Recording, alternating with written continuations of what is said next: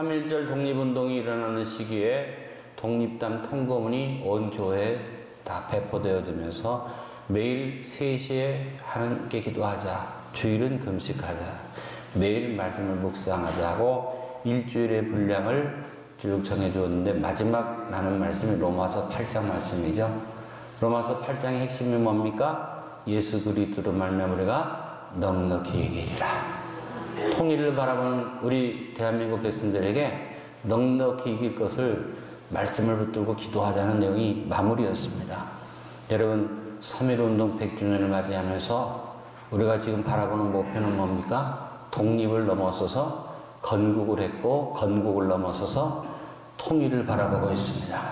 하나님이 넉넉히 우리에게 평화 통일을 주실 줄로 믿습니다. 넉넉히 이기게 하실 줄로 믿습니다. 저는 오늘 3월 첫 주 성탄주의를 맞아서 히브리서 3장 1절을 본문으로 예수님을 깊이 생각합시다, 이런 제목으로 오늘을 나누기 원합니다. 한번 서로 옆에 있는 분에게 인사합니다. 예수님을 깊이 생각합시다. 이번 주 수요일 3월 3일부터 2019년에 사순절이 시작되어집니다. 여러분에게 사순절에 대한 설명을 책자를 통해서 나눠서 설명해 드렸습니다만, 수요일날 이것을 다시 한번 묵상할 겁니다. 사순절은 말 그대로 예수님이 우리를 위해서 고난과 희생을 치르신 그 사랑을 깊이 묵상하는 기간, 주님이 부활 승천하시기 전까지의 40일의 기간을 말합니다. 누군가를 깊이 생각한다, 그게 무슨 뜻이죠? 여러분, 누군가를 깊이 생각하는 것은 무슨 의미를 가지고 있습니까? 물론 부정적으로 생각하면 원수를 놓고 생각할 수도 있지만, 누군가를 깊이 생각한다는 말은 사랑한다는 얘기입니다. 누군가의 말을, 누군가의 모습을, 그리고 누군가의 행동을 주의 깊게 기억하고 생각하는 것은 사랑하는 것입니다. 사실 여러분, 미워하는 것도 사랑의 일부죠. 내가 관심이 없고 사랑이 없으면 미워할 것도 없어요. 깊이 생각한다, 그 말은 한마디로 말하면 무슨 뜻입니까? 따라합니다. 사랑한다. 누군가를 깊이 생각하는 것은 개인적인 일입니다. 더불어서 같이 함께 누군가를 깊이 생각하면 좀 곤란해집니다. 한번 생각해 보십시오.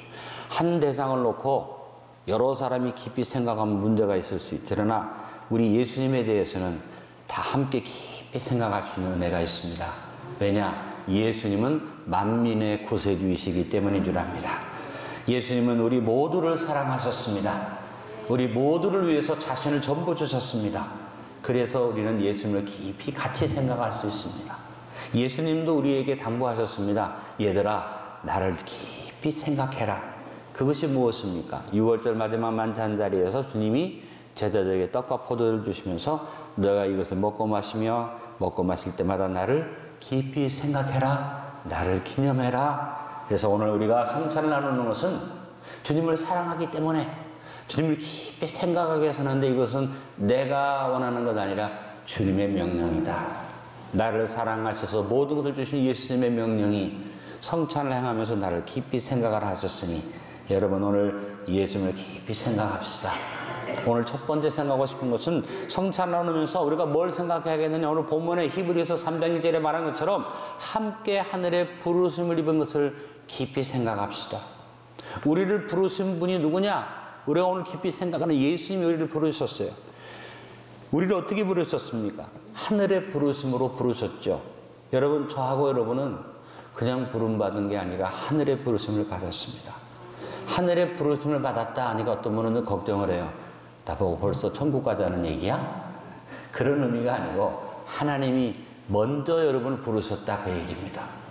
에베소서 1장 4절 6절의 말씀에 보니까 곧 창세전에 그리스도 안에서 우리를 택하사 우리로 사랑 안에서 그 앞에 거룩하고 흠이 없게 하시려고 그 기쁘신 뜻대로 우리를 예정하사 예수 그리스도로 말미암아 자기 아들들이 되게 하셨으니, 이는 그가 사랑하시는 자 안에서 우리에게 거저주시는 바 그의 은혜의 영광을 찬송하려는 것이라.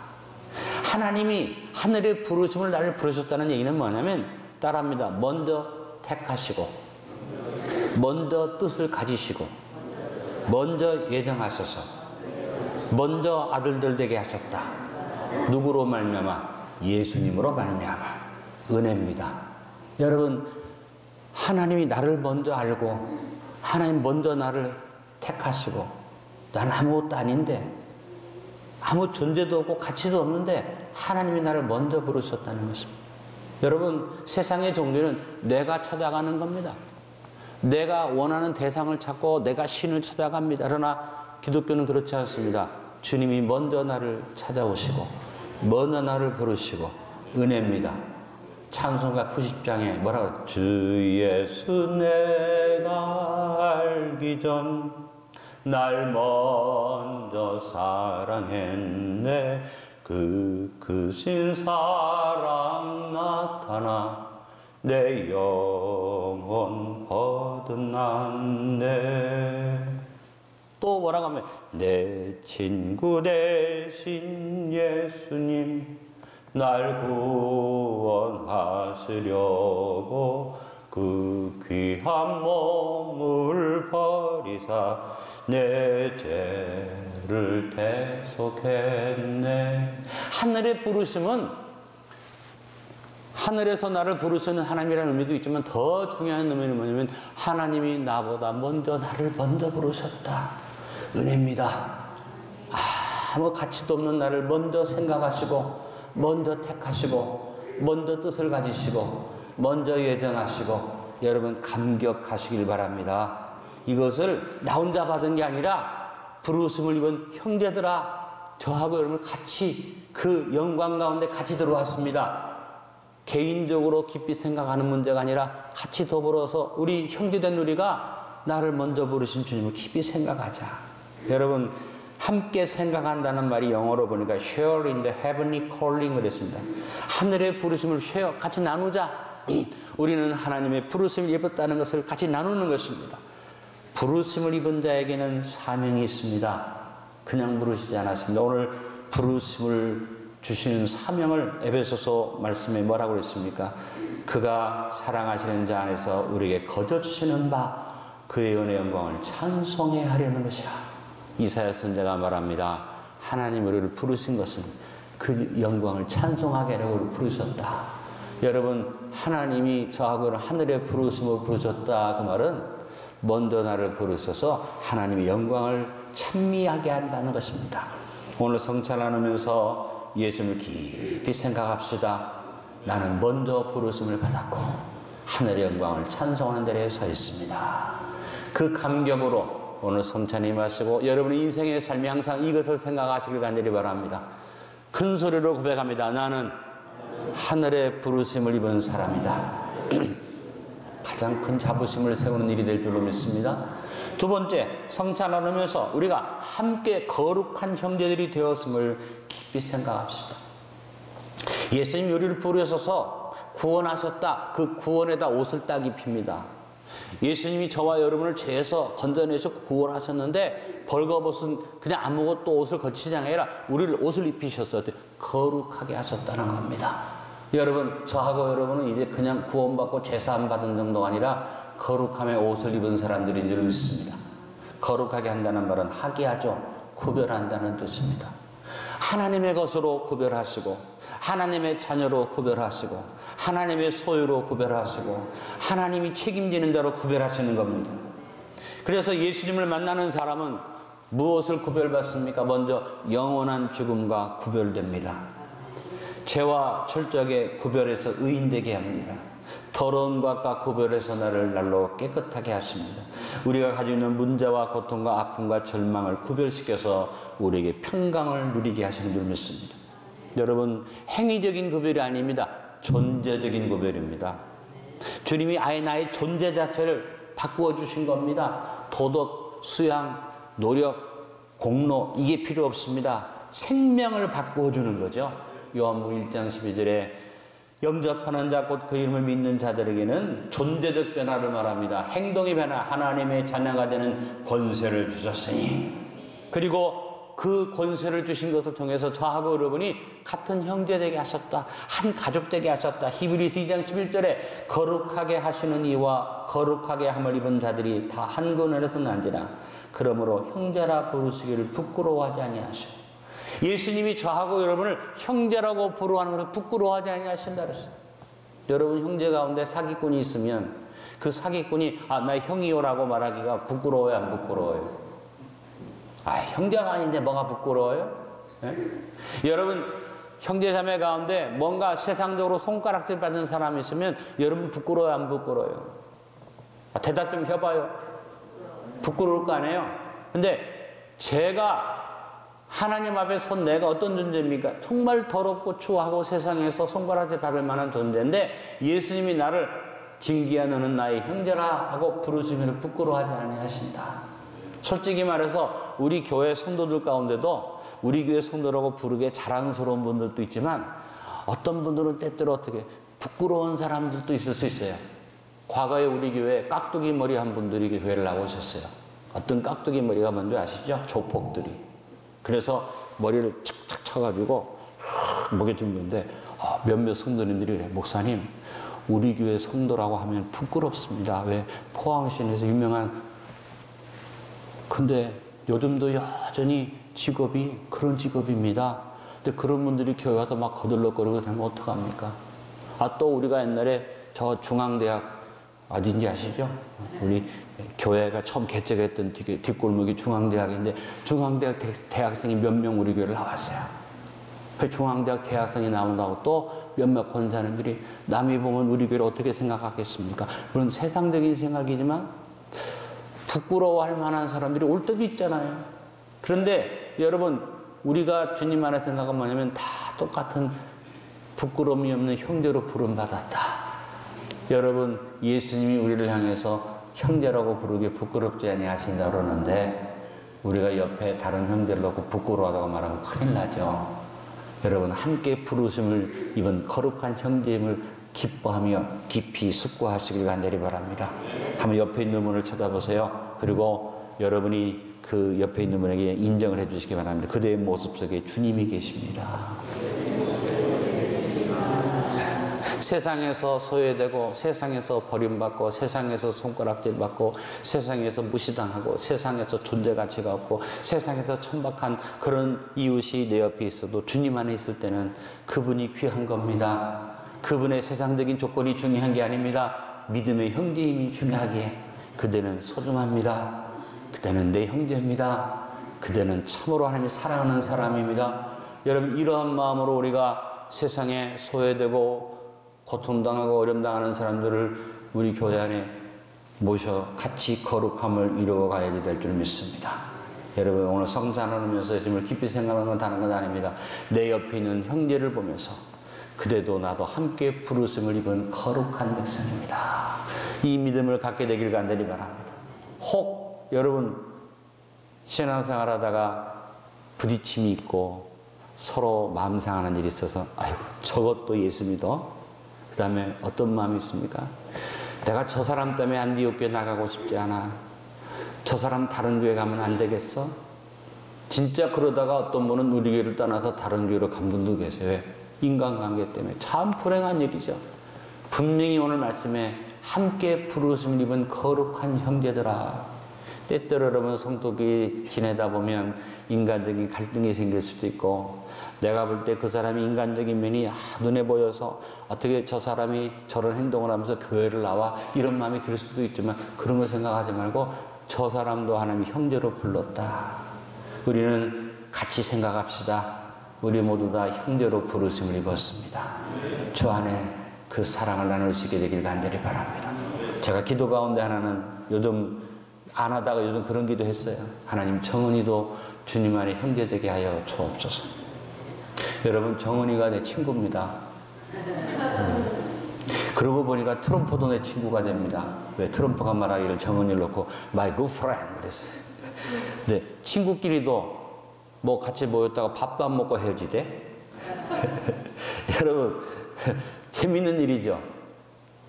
여러분이 어떤 원수도 함께 부름을 받을 수 있다면 얼마나 감사하겠느냐. 제가 기도하면서 하나님 정은이가 깨지게 해주시고 박살나게 해주시고 무너지게 해주시고 기도하다가 더 좋은 기도를 발견했습니다. 하나님 정은이가 주님 안에 믿음의 형제 되게 해 주시옵소서. 할렐루야. 정은이도 그 뚱뚱한 몸을 이끌고 안디옥교회 3층 올라오기 힘들겠지만 올라올 수 있도록 도와주옵소서. 여러분 우리는 주변에 있는 모든 분들을 예수님 안에서 거룩한 형제로 바라보고 기도할 수 있게 되길 간절히 바랍니다. 그것이 예수님을 깊이 생각하는 거예요. 세상에 나가서 죄짓고 방황하는 사람 볼 때마다 오 주님, 저 사람 안에 예수님이 있게 하여 주옵소서. 이것이 예수님을 깊이 생각하는 일인 줄 압니다. 오 주님, 나는 저 더러운 것과는 다른 자들입니다. 저 싸가지 없는 것하고는 나는 완전히 구별된 거룩한 백성입니다. 그러기를 하나님 원치 않습니다. 어떤 더러운 사람도 하나님이 예수님 안에서 불렀다는 것을 생각하고 그를 위해서 기도하기를 주님이 원하시는 줄 믿습니다. 여러분, 거룩한 형제라는 이 사실을 깊이 묵상하며 오늘 성찬에 임하는 여러분 되시기를 간절히 바랍니다. 세 번째, 성찬을 나누면서 예수님이 믿는 도리의 사도 되심을 깊이 생각합시다. 믿는 도리라는 말을 수도 없이 설명해 드렸어요. 믿는 도리라는 말은 호몰로기아라는 말인데 우리 입으로 고백하는 신앙, 영어로 말하면 we confess. 우리가 고백하는 내용이 바로 믿는 도리입니다. 혼자 믿고 고백이 아니죠. 공동체가 함께 믿고 함께 고백합니다. 그래서 우리가 꼭 예배 벽두에 뭘 합니까? 사도신경, 신앙 고백을 같이 나눕니다. 믿는 도리에는 타협이 없죠. 불순물이 끼어서는 안 됩니다. 믿는 도리는 독선이 아닙니다. 바로 흔들릴 수 없는 기준입니다. 예수님은 이 믿는 도리를 위해서 목숨까지 주셨습니다. 사도행전 2장 36절에 그런즉 이스라엘 온 집은 확실히 알지니 너희가 십자가에 못 박은 예수를 하나님이 주와 그리스도가 되게 하셨느니라. 여러분, 주는 한 분이고 그리스도도 한 분입니다. 천하인간의 구원을 받을 만한 다른 이름을 주신 적이 없습니다. 예수님이 우리를 위해서 보내신 사도는 한 분, 보냄받으신 예수님 한 분뿐이 없습니다. 예수님은 하나님이 보내신 분입니다. 하나님이 보내신 분이기 때문에 사람들이 안 믿는다, 예수님에 대해서 부정하고 부인하는데도 불구하고 온 세상이 예수님이 탄생하신 성탄절은 다 거부감 없이 기쁘다고 오셨습니다. 하나님이 보내신 것을 부인할 수 없는 일입니다.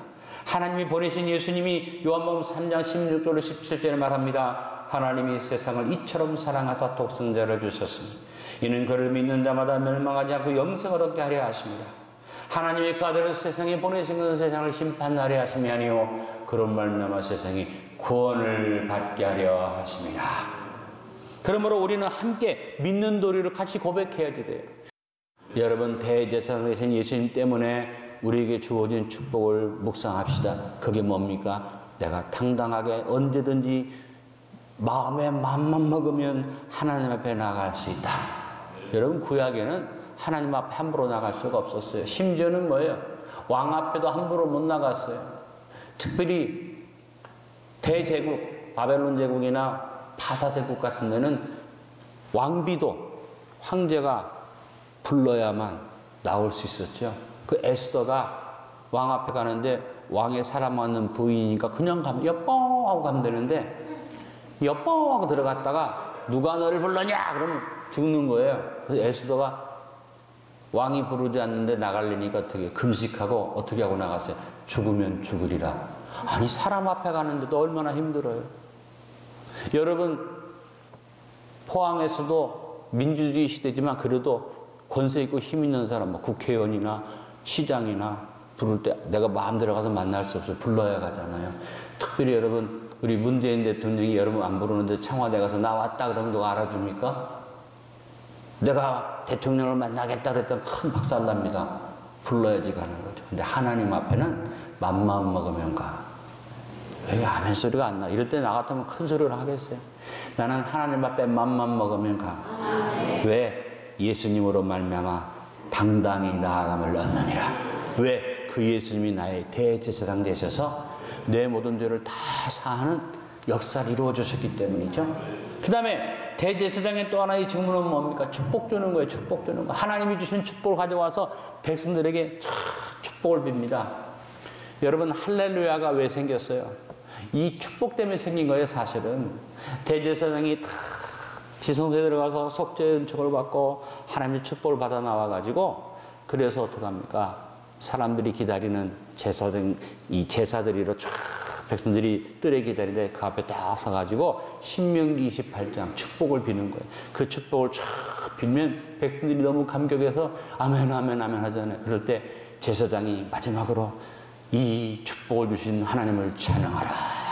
할렐루야 하면은 백성들이 야훼 하고 넘쳤어요.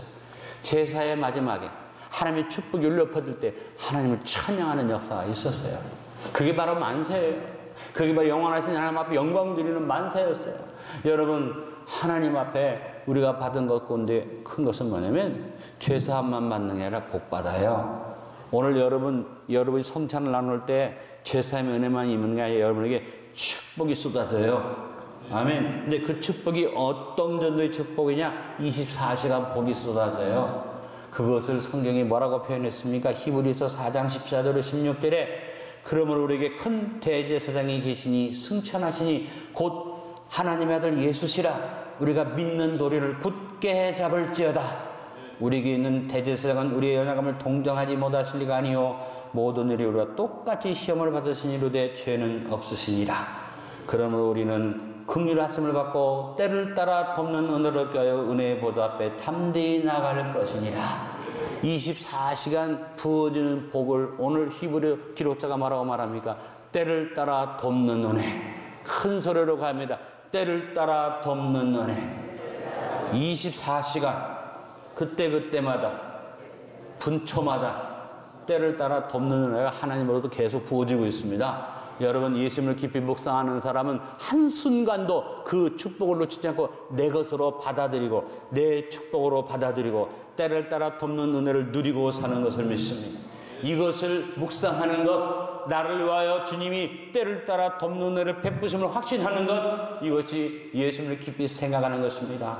오늘 결론을 맺습니다. 안디옥의 거룩한 형제들이여, 예수님을 함께 깊이 생각합시다. 성찬을 나누면서 하늘의 부르심을 함께 깊이 생각합시다. 거룩한 형제가 되게 하셨음을 함께 깊이 생각합시다. 믿는 도리의 사도 되신 예수님을 깊이 생각합시다. 예수님이 나의 대제사장 되심을 깊이 생각합시다. 그래서 오늘 성찬을 나누면서 믿는 도리를 고백합시다. 따라 고백합니다. 주님 그리스도시요 살아계신 하나님의 아들이십니다. 오늘 성찬을 나누는 여러분에게 이 고백이 확실하여져서 예수님을 깊이 생각하며 승리하는 삶을 누리시기를 주님의 이름으로 축원합니다.